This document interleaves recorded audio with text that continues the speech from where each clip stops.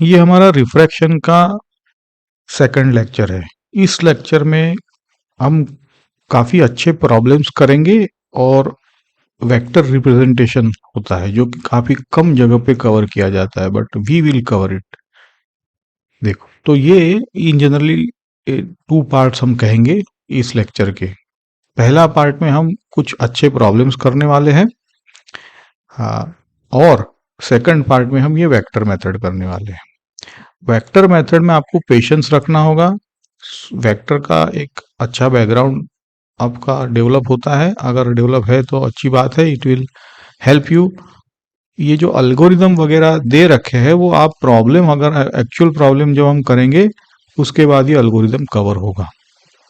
Okay, अब ये इसलिए कर रहा है कि ये वेक्टर मेथड भी जेई में टेस्ट होता है और अब तो चांसेस है कि खास करके आ सकता है। Okay, so let's begin. Okay, तो ये जो हमने स्नेल्स लॉ, ये पैरेलल स्लैब जो हमने किया है पिछले लेक्चर में, वो एक बार देख लेते हैं कि ये सारे पैरेलल स्लैब है। पैरेलल स्लैब का मतलब है कि ये जो इंटरफेस है रिफ्रैक्शन का वो एक दूसरे को पैरेलल है। तो अब हम क्या, तो उसमें क्या करते हैं कि सीधा ये म्यू और ये म्यू इनका ही काम आता है, बीच वाले सारे पैरेलल होने की वजह से निकल जाते हैं। तो यही एक फॉर्मूला है directly, mu one into sine theta one, है ना, क्योंकि आप हर एक इंटरफेस पे ये लगाओगे तो आप यहां पर आओगे तो सीधी mu mu two sine theta two is already mu three sine theta. तो ऐसे करते करते ultimately you can say this has to be equal to this, है ना। तो यूजुअली लास्ट लेयर में ये कौन से एंगल पे बाहर निकलेगा ये पूछते हैं, तो इसलिए ये फॉर्मूला हम यूज कर सकते हैं। हाँ, ओके, तो अगेन ये क्यों कैंसिल हो जाता है, क्योंकि देखो हर एक स्लैब पे आप ये लगाओगे तो ये जो है वो तो दोनों तरफ आता है ना, तो ऑन द बोथ साइड्स, तो इसलिए वो कैंसिल हो जाएगा। आप सिक्वेंशियली रखोगे तो अल्टीमेटली आप यही इसी पे लैंड होगे। तो ये आप देख लो कि कैसे कैंसिल होता है। ये एक चीज जरूरी है कि ये तभी लगाना ये फॉर्मूला जब पैरेलल हो, है ना। थोड़ा सा भी अगर टिल्टेड बाउंड्री हो तो फिर आपको हर हर पॉइंट पे अगेन स्नेल्स लॉ लगाते जाना है। ओके, तो ये आप लोग पैरेलल को याद रखें। चलो, ये आसान प्रॉब्लम है। Find the refractive index of glass with respect to water. With respect to water मतलब क्या है, mu G by mu W करना है, देखो, है ना। और विथ रिस्पेक्ट टू वाटर मतलब वाटर सोर्स हो जाएगा, ग्लास मीडियम हो जाएगा, है ना, मतलब वाटर में ग्लास स्लैब रखा हुआ है। ओके, तो ये refractive index with multimedium problems frequently आता रहता है, इसलिए इसको आपको एक बार कवर कर लिया है। जनरली आप ऐसे लिख सकते हो, mu B with respect to A is equal to mu B by mu A. ये हमने पहले भी लेक्चर में कवर किया है। ये रिवर्सिबिलिटी फॉर्मूला है। इस वक्त तो इसका एग्जांपल नहीं लिया है लेकिन हम लेंगे आगे। तो ये एक सैनिटी चेक है कि आपका दिस इक्वल टू वन आता है। ओके, ये भी आसान प्रॉब्लम है। मीडियम ए से मीडियम बी में एंगल दोनों दे दिए हुए, स्पीड इन बी दिया हुआ है सी, तो क्या करेंगे हम जो म्यू होता है ना, म्यू वो स्पीड के टर्म्स में आप लिख ही सकते हो, है ना। तो बेटर है कि डायरेक्टली स्नेल्स लॉ लगाओ और म्यू को आप रिप्लेस करो ऐसे, mu equal to C by V, है ना, कि म्यू की डेफिनेशन है। तो यहाँ स्नेल्स लॉ लगाओ और म्यू की जगह आप सी के टर्म्स में उसको रख दो, जैसे सी बाई वी है, तो सीधा आपका आसानी से निकल आएगा, है ना। मैं अलजीब्रा पे आई होप कि आप पॉज करके देख सकते हो, आसान है इसलिए टाइम नहीं दे रहा हूं, आगे बढ़ते। रे hits the glass slab, mu दिया हुआ है। अब ये अच्छा प्रॉब्लम है कि रिफ्लेक्टेड कुछ है ना, कभी कभार रे आधा रिफ्लेक्ट होता है आधा रिफ्रैक्ट होता है, ये पोलराइजेशन में हम एक बार और कवर करेंगे इसको। तो एंगल ऑफ इंसिडेंस फाइंड करना है। ये जो होता है ना म्यूचुअली परपेंडिकुलर, इसको ब्रूस्टर एंगल भी कहते हैं। तो देखो इसकी ज्योमेट्री देख ही लो आप लोग। ये होता है जब रे यहाँ इंसिडेंट हुआ तो ये आधा रिफ्लेक्ट हो गया, आधा इधर चला गया, और ये जो है ये जब ऐसा 90 डिग्री होता है तो हम इसको ब्रूस्टर एंगल कहेंगे। ब्रूस्टर एंगल कंडीशन है ये, जब ऐसा होता है तब। तो ये ज्योमेट्री है, देखो आप, ये ज्योमेट्री से ये निकल आया है। क्यों? क्योंकि ये 90 है, ये 90 यहां पे रखा है, देखो। अब ये 90 कहां से आया? तो ये जो 90 था इसमें से अगर ये डिडक्ट करे तो ये मिलेगा। सिमिलरली ये जो 90 था इसमें से अगर ये डिडक्ट करे तो ये मिलेगा। तो this plus this is equal to 90। यही क्या है? तो ये जो एंगल है वो तो 90 माइनस आई है, क्योंकि ये भी आई है और ये आर है, तो ये 90 माइनस आर है ना, यहाँ पे आर प्राइम का, तो ये है।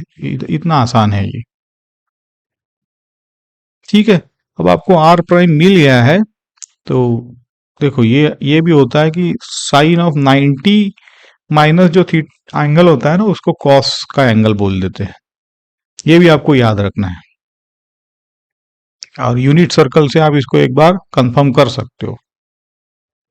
ओके, तो यहां से आपको tan i equal to mu, ये ब्रूस्टर्स एंगल का डेरिवेशन है बेसिकली। और अगर आपको ये पता होता तो आप सीधा लगा देते, ये है ना।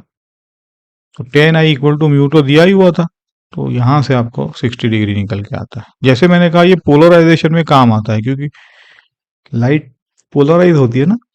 तो पोलराइजेशन का कॉन्सेप्ट जब आप वेव ऑप्टिक्स में जाएंगे तब हम पढ़ेंगे इसको। ये अच्छा प्रॉब्लम है, ये भी देखो। एक रे एंटर्स द ग्लास स्फीयर, ये म्यू दिया हुआ है इसका। कभी कभार म्यू कहते हैं, कभी कभार एन कहते हैं। आपको ये ऑब्वियसली यहां से अगर आया है ये, तो नॉर्मल कहाँ ड्रॉ करेंगे आप लोग? आपको पता है कि रेडियस जो होता है ना वो सर्कल का नॉर्मल हो जाता है। मतलब यहाँ इंसिडेंट है तो यहाँ का रेडियस ही इस पॉइंट का नॉर्मल है ना। तो ये आपका 60 डिग्री दिया हुआ है, समझ गए आप? ये निकालना था आपको, ये 60 डिग्री है। ओके, तो अब क्या है, स्नेल्स लॉ लगाओ तो आपको आर निकल के आएगा, है ना, ये आर। और होता ये है कि अब ये यहां से वापस एक बार रिफ्रैक्ट होगा।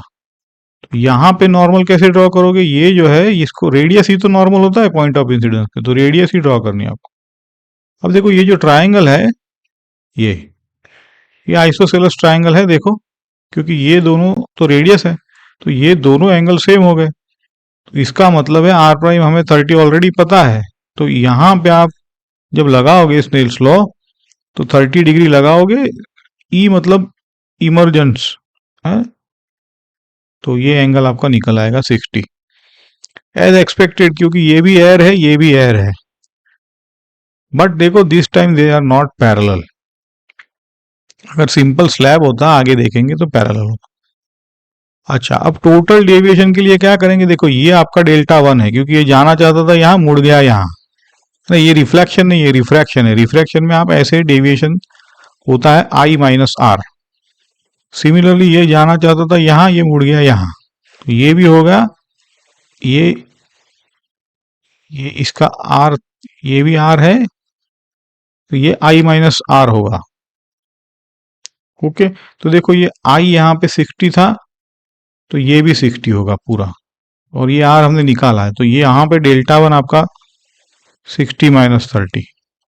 सिमिलरली यहाँ पे भी वही आप आई माइनस आर ही लगाओ, और हम इसको आई कहेंगे अभी। ये जो है यही तो एंगल है वो, है ना। तो ये मुड़ गया यहाँ पे, जबकि जाना चाहता था यहाँ पे। तो ये माइनस करना है, तो ये एंगल तो यही है, तो ये एंगल इज इक्वल टू ये एंगल। तो this 60 minus R, I minus R ही करो आप हर बार। यहां से आपका टोटल डेल्टा निकल के आया, ये आपका टोटल डेल्टा है यहाँ, है ना, डेल्टा 1 प्लस डेल्टा 2, मतलब जाना चाहता था यहाँ, अल्टीमेटली वो यहाँ जा रहा है। चलो ये पैरेलल स्लैब वाला है, यहाँ पे आपको रे passes through parallel slab, outside mu 1 है, ये म्यू 1 है, और इमर्जेंट रे पैरेलल होता है, मतलब ये जो रे है इंसिडेंट और ये जो इमर्जेंट है ये दोनों पैरेलल होंगे। देखो यहाँ पे दिखाया मैंने, ये आपका इंसिडेंट रे का डायरेक्शन था, ये आपका दोनों पैरेलल है। ओके, क्योंकि ये जो इंटरफेस है ये पैरेलल है, जब पैरेलल इंटरफेस होता है तो रे भी पैरेलली बाहर निकलेगा, हालांकि उसका लेटरल शिफ्ट हो जाएगा। ये जो डी है ये आगे करेंगे, लेकिन यहाँ पे दिखाई दिया है कि ये जो लेटरल शिफ्ट है वो ऐसे कैलकुलेट करते हैं। पहले आप देख लो कि ये कैसे आया। पहले इंटरफेस पे हर बार ना इसमें आपको स्नेल्स लॉ हर एक इंटरफेस पे लगाते जाना है। दूसरे इंटरफेस पे लगाया, अब म्यू 2 ये तो दोनों एक है, इसलिए हम सीधा लिखेंगे ये। अब ये एक कब हो सकते हैं, म्यू 1 तो सेम है, इसका मतलब है I3 इज इक्वल टू, इसका मतलब है कि दे आर पैरेलल, है ना। If I3 equal to I1 then this has to be parallel, emergent ray has to be parallel। तो यहाँ पे ही मैंने आपको इसका छोटा सा डेरिवेशन है, लंबा रास्ता लोग पकड़ते हैं। मैं आपको ये जो पाथ है ना, ये इसको बोलेंगे refraction path, path of the रे इन द स्लैब कहेंगे, इसको AC कहेंगे। अब AC जो है वो दो ट्राइंगल में आ रहा है, देखो ये एक ट्राइंगल है आपका ACB ये, और एक ट्राइंगल आपका ACD ये, ठीक है। अब ये एंगल कौन होता है बताओ मुझे, साइन, ये I माइनस R हो गया क्योंकि ये बड़ा सा I है और ये छोटा सा R है, क्योंकि ये भी R है तो ये भी R हो जाएगा, है ना। ये दोनों सेम, म्यू 1 यहाँ भी है, म्यू 1 यहाँ है, तो ये भी R हो जाएगा, ये भी R हो जाएगा। तो sine I minus R is equal to AC by D हो जाएगा। साइन मतलब ये D है ना, D by AC, hypotenuse AC है, D बाई AC तो sine I minus R। Similarly ये भी R है, तो कॉस R क्या होगा, ये तो थिकनेस है हमारी, तो cos R thickness by AC, तो दोनों में AC निकाल लो और AC को इक्वेट कर दो, तो ये आपका आ जाए। बहुत ही आसान तरीका है, हालांकि इस प्रॉब्लम में वो नहीं करना था, यहाँ पे आपको मैंने करवा दिया। इसको बोलते हैं लैटरल शिफ्ट, D को निकाला जाता है, लैटरल डिस्प्लेसमेंट या लैटरल शिफ्ट। आगे भी करेंगे लेकिन यही आपको दिखा दिया। ये सर्च लाइट एमिंग एंगल है, जैसे या मतलब एक बोट है समझ लो छोटी सी, और कोई आपका बॉक्स नीचे डूब गया है नदी में या कहीं पर, तो आप ऑब्वियसली लाइट कहाँ कितने एंगल पे मारोगे, क्योंकि आपको पता है लाइट का रे तो मुड़ जाएगा ना। और ये 4 मीटर डेप्थ दिया हुआ है, और हॉरिजॉन्टल फ्रॉम द पॉइंट, मतलब ये भी दी है, डिस्टेंस दे दिया है। तो θ1 मतलब कितने एंगल पे आप सर्च लाइट करोगे। देखो ये आपको मैं यहाँ पे, जैसे ये डेप्थ दिया हुआ है ना, 4 मीटर डेप्थ। अब इसका डेप्थ मत कंसिडर करना, ये जैसे ये पॉइंट यहाँ पे इसलिए दिखा, ये स्केमेटिक है, ये आपको एस्थेटिकली अपीलिंग फिगर है। ये 4 मीटर दिया हुआ है और यहां से यहां 4 मीटर दिया हुआ है, देखो ये हॉरिजॉन्टल डिस्टेंस। आप जहां पे जिस बोर्ड, अब आपको करना होता है ये सर्च लाइट का एंगल घुमाना होता है ताकि आपको ये दिख जाए। तो क्या करेंगे, पहले आप tan थीटा निकाल लो, θ2, क्योंकि ये तो ज्योमेट्री पता है, ये θ2 है हमारा, ठीक है। तो θ2 हमें मिल जाएगा, या तो ये θ2 बोलो या तो ये θ2 बोलो, सेम ही हो जाएगा आपका। ओके, तो tan θ2 is equal to this, क्योंकि यहीं पे आपकी बोट है, ये दूर दिखाई है बट ये this is, it is given like this. ये 4 है, ये भी 4 है, क्योंकि दोनों 4 है इसलिए इधर इसको θ2, इसको, दोनों 45 डिग्री है, तो थीटा टू आपका 45 आया है। ठीक है, अब क्या करेंगे, ये थीटा टू मतलब रिफ्रैक्टेड एंगल पता चल गया हमें, है ना। तो रिफ्रैक्टेड एंगल अगर पता चल गया तो आप स्नेल्स लॉ लगाओ सरफेस पे। बाहर एयर है 1, थीटा 1, और वाटर का 4/3 ले लो। अब तो क्या है बाकी रहा आपका अलजीब्रा छोटा सा, तो इससे थीटा 1 निकल के आएगा आपको, है ना। इसमें आपको ज़्यादा टाइम नहीं वेस्ट करना है। Our purpose is to not calculate mathematically this angle, purpose is to apply Snell's law, इसलिए मैं यहाँ पे ज़्यादा वक्त नहीं लूँगा। अब यहाँ पे सिलिंड्रिकल, ये टिपिकल दो प्रॉब्लम है। सिलिंड्रिकल वेसल है, इसका हाइट और डायमीटर दिया है, पार्टिकल भी सेंटर से 5 दिया हुआ है। रीम से ही देखते हर बार ना, रीम से बॉटम दिख रहा है जब फिगर दिखाएंगे तो, लेकिन you have to try to draw the figure. पहली बार है तो आप देख लो यहाँ पे, ये रीम से आप सीधा ये बॉटम देख रहे थे ये, ठीक है, ओके। अब क्योंकि डायमेंशन देखो कि हाइट और ये दोनों सेम थे तो ये 45 हो जाएगा, ये भी 45 है, ये भी 45 है, ये भी 45, ये दिया हुआ था देखो, हाइट एंड डायमीटर, और हमें रीम से सीधा दिख रहा था बॉटम, तो इसलिए ये एक तो पहला क्लियरिटी है। फिर पी 5 सेंटीमीटर मतलब यहां से यहां 5 सेंटीमीटर दिया हुआ है सेंटर से, ओके। अब जैसे ही हम वाटर डालते जाएंगे तो ये रे जा रहा, तो यहाँ जैसे ही वाटर सरफेस आ जाएगा ये तो रिफ्लेक्ट हो जाएगा यहाँ पे, ओके। अब देखो यहाँ पे कैच क्या है कि आपने एच हाइट अगर वाटर का है तो यहां से जो डिस्टेंस है वो कितना होगा, अगर ये कैच कर लिया तो प्रॉब्लम सॉल्व है आपका, है ना। तो ये मैं आपको, आप देखो आप खुद से समझ पा रहे हो कि नहीं। मैं यहाँ पे आपका यही है कि ये एच है, ये पॉइंट है यहाँ पे, तो इस पॉइंट से यहाँ का डिस्टेंस भी एच ही होगा, जैसे मैंने ऑलरेडी बता दिया है ये क्यों होता है ऐसे, है ना। तो ये भी एच है, ये भी एच है, बस यही था। अब तो क्या ही बाकी रहा आपको, 45 डिग्री जैसे मैंने कहा ये हमने निकाल लिया ग्रेजिंग की वजह से। तो साइन थीटा जो है वो, क्योंकि ये 45 है, इस यहाँ पे आप अगर स्नेल्स लॉ लगाओगे तो 1 into sine 45 is equal to 4/3 into sine theta, तो साइन थीटा आपका निकल के आएगा ये। अब साइन थीटा से टेन थीटा तो आसानी से निकाल सकते हो, जिनको नहीं आता है वो देख लो कि यहाँ ऐसे सिंपली आप पेन पेपर लेके cos square theta is equal to ऐसे करके निकालो। प्रैक्टिस से आपको पता चलेगा कि this is nothing but 16 into 2 -9 कर दोगे सीधा, है ना। शुरू शुरू में आप ये ऐसा ही करो, आपको पेन पेपर लेके थोड़ा करना पड़ता है, अच्छे प्रॉब्लम में थोड़ा सा अलजीब्रा होता है। तो ये कर लिया, आसान है ये भी। यहां से टेन थीटा मिल गया, जैसे मैंने कहा टेन थीटा एक्चुअली है क्या, तो ये साइड अपॉन ये साइड, ओके। अब ये पूरा तो एच था, जैसे मैंने कहा कि आपको पता है ये क्यों एच है, यहां से यहां 5 है, 5 दिया हुआ है यहां से इतना। जब सपोज करो कि ये यहां से इतना हम x कह दे, तो 5 प्लस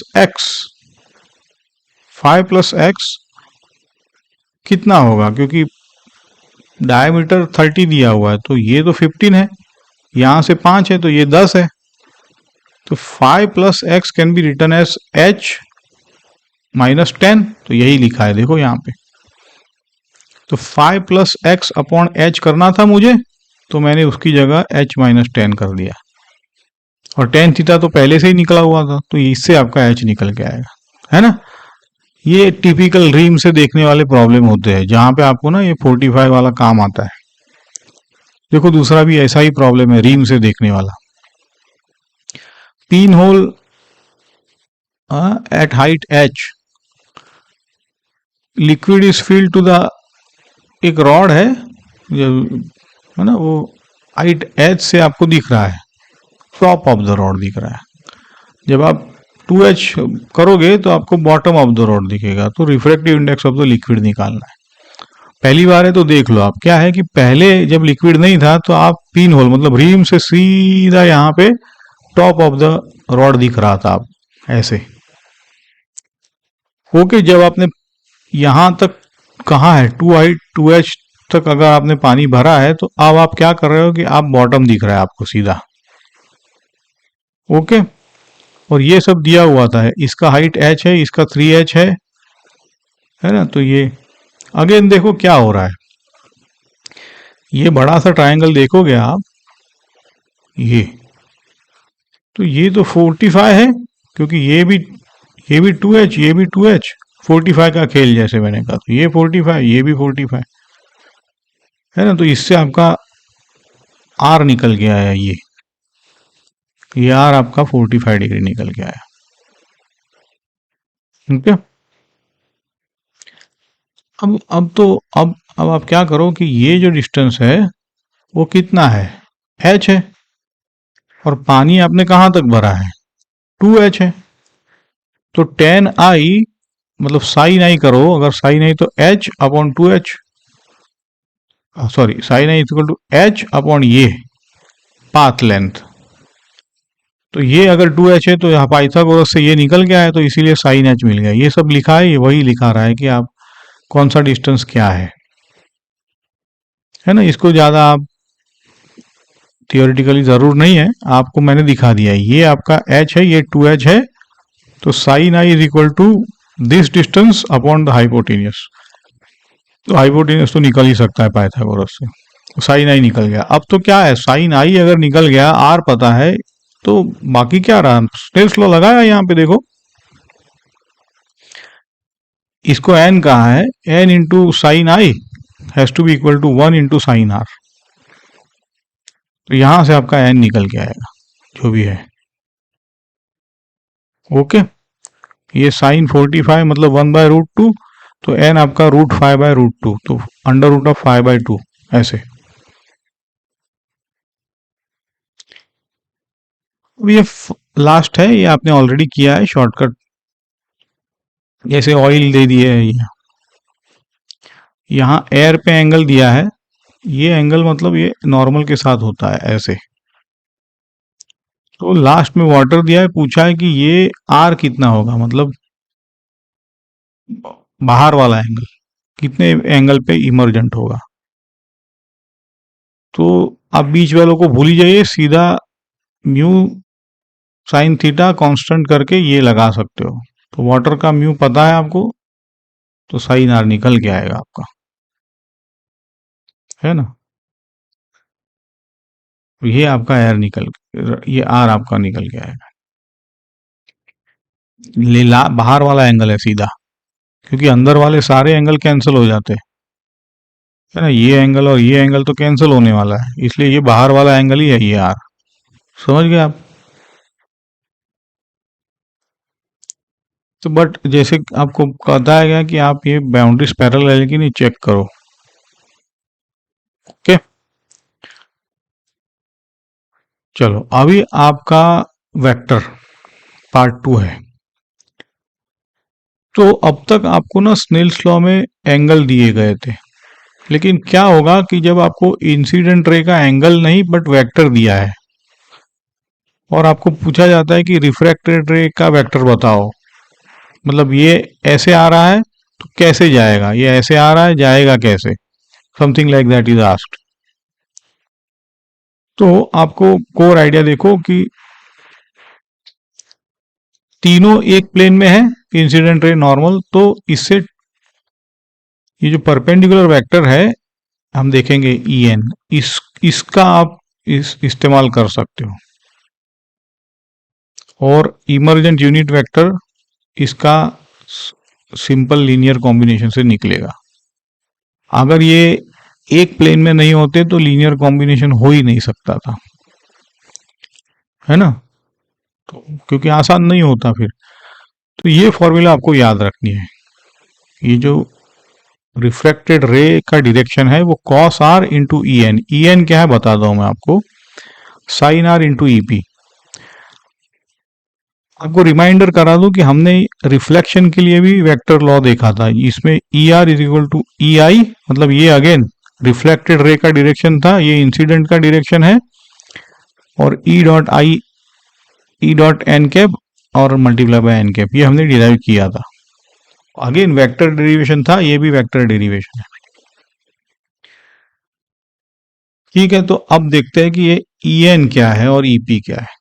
तो मैं देखो एक्स वाई जेड ये ऐसे लो आप, और ये जो प्लेन है एक्स वाई प्लेन, वो आपका मीडियम वन और मीडियम टू को अगर सेपरेटिंग प्लेन है तो ये जो ईपी है वो इस प्लेन में है।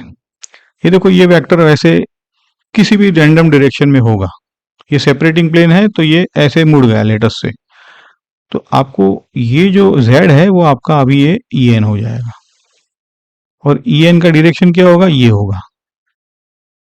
ओके ओके, अब इसका जो कंपोनेंट है z डायरेक्शन में वो तो आप नहीं निकाल ही सकते हो, क्योंकि वेक्टर ऑलरेडी दिया हुआ है आई कैप जे कैप जेड कैप, और इसका जो कंपोनेंट नीचे आएगा इस प्लेन में आएगा वो ईपी बोलेंगे। कैसे पता चलेगा, तो अगर z का कंपोनेंट माइनस कर देंगे, जो बचा आई जे वही तो रहेगा। तो यहाँ पे ई और ईपी कैलकुलेट करना है आपको। अब जैसे मैंने कहा प्रॉब्लम देखते हैं तभी समझ में आएगा। ये भी मैं स्किप करूंगा, you will see the problem and then you can come and look at this. देखो ray x Y plane separate, मतलब ये प्लेन दिया है, सेपरेशन प्लेन दे दिया हमें ये। ओके, मीडियम वन जेड से ऊपर है और मीडियम टू जेड से नीचे है, मतलब ये जेड से नीचे है। दोनों के रिफ्रेक्टिव इंडेक्स दे दिए। मीडियम वन में इंसिडेंट रे आ रहा है, यूजुअली मीडियम वन में होता है, इसका आई कैप जे कैप के कैप दे दिया है। Find the unit vector along the reflected, मतलब कौन से डायरेक्शन में ये जा रहा है, आ रहा है ऐसा, जाएगा किस डायरेक्शन में।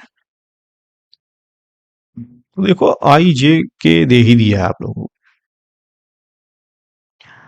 तो ये जो है ना, ये जेड तो हमारा ऊपर है और ई एन हमारा नीचे है, मीडियम टू में होता है। ओके, तो देखो इसका जेड में कौन सा कंपोनेंट, तो ये है जेड में कंपोनेंट, है ना। -10 मतलब जेड ऊपर था, लेकिन कंपोनेंट -10 मतलब नीचे था ये। और अगर इसको मैं इसमें से माइनस कर दूं तो जो बचा वो मेरा इन प्लेन बचेगा। तो ये जो बचा है ये मेरा इन प्लेन, जो जिसको क्यू का है, बस खत्म हो गया। अब आपका वेक्टर ही बचा है। देखो ये अगर आपको क्लियर है तो आपका अब वेक्टर का बेस है इसमें। मीडियम टू में ई एन क्या है, माइनस के कैप, जैसे जेड तो ऊपर था और ई एन हमारा नीचे है तो के कैप लेकिन माइनस। ठीक है, algorithm. Normal component, normal component के लिए क्या करेंगे, के कैप जो है वही तो ए का नॉर्मल कंपोनेंट होगा एन डायरेक्शन में, है ना। अब इसमें -10 दिया हुआ है तो यही तो है। इन प्लेन वेक्टर के लिए क्या करेंगे हम, जो भी नॉर्मल कंपोनेंट है वो टोटल में से निकाल देंगे, माइनस कर दिया तो जो बचा वो हमारा क्यू। अब क्यू का मैग्नीट्यूड कैसे निकालना है वेक्टर से आपको पता है, मैग्नीट्यूड निकाल लिया। अब यूनिट वेक्टर इन प्लेन के लिए क्या करेंगे, आई और जे तो कंपोनेंट थे, उसको डिवाइडेड बाय उसका जो भी मैग्नीट्यूड है, ऐसे तो यूनिट वेक्टर निकालते हैं, है ना, वेक्टर अपॉन इट्स मैग्नीट्यूड। तो ये इसका ईपी निकल आया। अब हमको ई एन और ईपी मिल गए, अब तो क्या ही बात है, हो गया आपका प्रॉब्लम सॉल्व। देखो अब ये ए कॉस जो होता है वही तो नॉर्मल कंपोनेंट है, तो ए का, क्योंकि ए मतलब यहां पे हमको मैग्नीट्यूड चाहिए, तो ये मैग्नीट्यूड मिल गया, ये उसका कॉस का मैग्नीट्यूड है ना। नॉर्मल कंपोनेंट तो 10 था ही, 10 ही था ए का, और इसका मैग्नीट्यूड 20 है तो हमें आई मिल गया, देखो 60 डिग्री। अब तो क्या स्नेल्स लॉ लगा लो आप कि mu into sine I equal to mu into sine R. R मिल गया। अब तो फॉर्मूला आपको पता ही है, आर इंटू ई एन और ई पी, बस। तो ये आपका कॉस आर, ये आपका साइन आर। ईपी आपने कैलकुलेट किया था, देखो जो ईपी कैलकुलेट किया था वही यहां रखा हुआ है। ईपी कैसे कैलकुलेट किया था, ए माइनस के किया था, मतलब जे कंपोनेंट, और उसका मैग्नीट्यूड निकाला था, मैग्नीट्यूड से डिवाइड किया था, बस। तो यही है। तो जैसे पेशेंस के साथ इसको एक बार दो बार और करोगे तो क्लियर हो जाएगा। अब एडवांस में पैराग्राफ्स इसमें पूछ लेते हैं। ए दिया हुआ होता है और रिफ्रैक्टेड वेक्टर का एंगल ऑफ डेविएशन पूछा है, और ये भी पूछते हैं कि विदर टी आई आर अकर्स और नॉट। जब टी आई आर करेंगे तब आपको इसका कनेक्शन मिलेगा, है ना। तो पॉज करके ये प्रॉब्लम का अल्गोरिदम एक बार देख लेंगे, या तो प्रॉब्लम खुद एक बार देख लेंगे तो भी क्लियर हो जाएगा। तो आप समराइज कर लेते हैं। पैरेलल रूल है तो सीधा ये लगा, अगर पैरेलल है। अगर नहीं पैरेलल है तो हर एक पॉइंट पे आप स्नेल्स लॉ लगाओ, ठीक है। अब नहीं पैरेलल है, जैसे प्रिज्म हो गया, कर्व सरफेस हो गया, ग्लास स्फीयर, हमने एक एग्जांपल देखा अभी, तो आपको हर एक पॉइंट पे स्नेल्स लॉ लगाना है। इसमें कोई इंटेलिजेंसी की जरूरत नहीं। बड़े बड़े प्रॉब्लम ना हर एक पॉइंट पे स्नेल्स लॉ लगाने से हो जाते हैं। मैंने आपको ये ट्रिक बता दी है। थोड़ा आपका लेबर वर्क बढ़ जाता है, लेकिन बड़े बड़े प्रॉब्लम आसानी से सॉल्व हो जाते हैं। वेक्टर रिप्रेजेंटेशन में ये फॉर्मूला आपको याद रखना है। कॉस आर, आर आपको निकालना है, ई एन आपको पता है जेड डायरेक्शन में ले लेंगे, ई पी इन प्लेन है जो एक्स वाई प्लेन है, उसमें अगर जो वेक्टर दिया है उसमें से जेड कंपोनेंट निकाल दोगे तो वैसे ही ईपी तो मिल ही जाएगा। तो कोई ये आसान डिफिकल्ट नहीं है, बस केयरफुल रहना है आपको। ओके, ये जो सारे प्रॉब्लम किए हैं ये सारे बेसिक इसी में से, इसी वेराइटी से सारे आते हैं। ओके, अगर पैरेलल स्लैब है तो आसान है, अगर नहीं है तो ये जो हमने प्रॉब्लम की है इसी का तरीके से प्रॉब्लम आते हैं, है ना। तो और एडवांस में वेक्टर मेथड पूछी जा सकती है, पूछते ही है। Make sure that you do it. तो ये हमारा लेक्चर 4A2 यहाँ पे हम कंप्लीट करते हैं। अब हम टोटल इंटरनल रिफ्लेक्शन और क्रिटिकल एंगल देखेंगे अगले लेक्चर में। आई होप आप एक बार इसको और देखोगे तो everything will be clear. But इससे ज़्यादा सारे प्रॉब्लम हमने किए हैं, आपको कोई डिफिकल्टी नहीं होगी किसी भी एग्जाम में। लाइक करो, शेयर करो, सब्सक्राइब करो। Thank you.